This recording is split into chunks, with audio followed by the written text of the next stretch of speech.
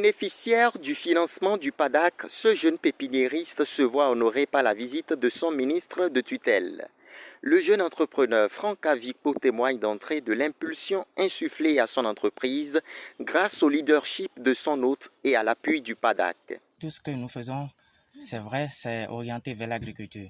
Mais au même moment, nous avons une vision pour l'environnement. Donc, comme quoi, c'est les carités et les anacardiers, ce ne sont pas des arbres que les gens abattent tous les jours, comme ce que nous constatons. Donc, une fois que les gens récoltent les fruits, ça c'est encore aussi de couvert végétal qui vient lutter maintenant contre la désertification que nous constatons. L'ambition du gouvernement de la République du Bénin est de faire du pays une référence en matière de production agricole de qualité. Ainsi, le ministre a effectué ce déplacement sur cette pépinière, puis observé les retombées de l'appui mis à la disposition du maître des lieux par le PADAC. Nous avons du boulot maintenant.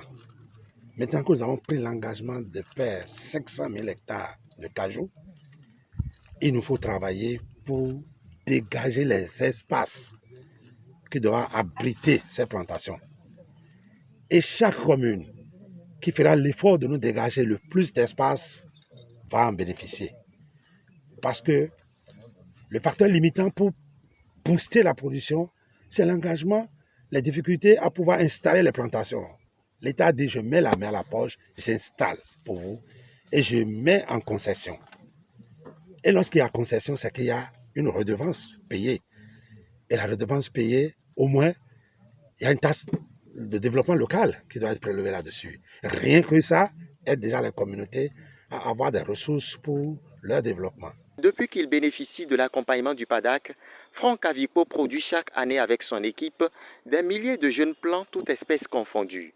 Il doit sa réputation à la production d'anacardiers greffés que viennent acheter les producteurs de divers horizons du pays. À travers l'ATDA 4, à travers le projet PADAC, à travers TechnoServe, tous ces partenaires-là m'ont appuyé en matière d'équipement, en matière de formation sur le terrain. Et tout ça m'a permis d'augmenter mon potentiel.